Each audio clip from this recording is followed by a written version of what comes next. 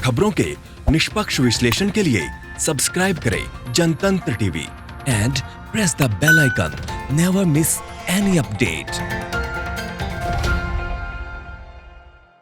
तो लॉकडाउन की वजह से देश की अर्थव्यवस्था को रफ्तार देने वाला एमएसएमई सेक्टर फिलहाल बंद है। इसकी वजह से बड़े पैमाने पर जहां प्रोडक्शन ठप है तो वहीं लाखों कामगारों का रोजगार भी छिन गया है। अब केंद्र सरकार इस सेक्टर को फिर से सक्रिय करने के लिए बड़े पैमाने पर योजना बना रही है।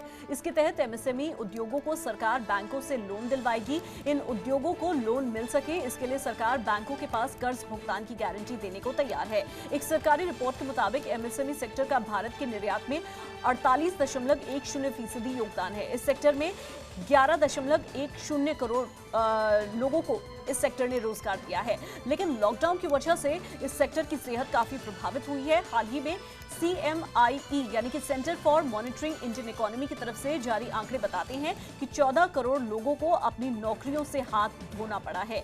मौजूदा आर्थिक स्थिति में एमएसएमई सेक्टर ही भारत की अर्थव्यवस्था को रफ्तार दे सकता है। इस सेक्टर में पूंजी की कमी को पूरा करने के लिए सरकार इस कैटेगरी में आने वाले उद्योगों को बैंकों से कर्ज देने की योजना पर विचार कर रही है।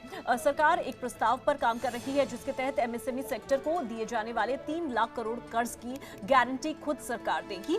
बैंक कर्ज की गारंटी देने के लिए सरकार क्रेडिट गारंटी ट्रस्ट के पास मौजूद रकम का इस्तेमाल करने पर भी विचार कर रही है। इस ट्रस्ट के पास अभी 10,000 करोड़ रुपए का फंड है। सरकार जरूरत पड़ने पर इस फंड को बढ़ा भी सकती है। सरकार की योजना है कि इस फंड का इस्तेमाल कर एमएसएमई सेक्टर को दिए जाने वाले 75 से 100% लोन की गारंटी दी जाए। इसके लिए ये ट्रस्ट कुछ निश्चित रकम भी लेता है। अगर कोई फर्म भविष्य में लोन चुकाने में असमर्थ होती है तो कर्ज देने वाले बैंकों को इस ट्रस्ट के माध्यम से राशि चुकाई जा सकती है। तो एमएसएमई सेक्टर का रिवाइवल प्लान तैयार करने की दिशा में सरकार आगे बढ़ रही है।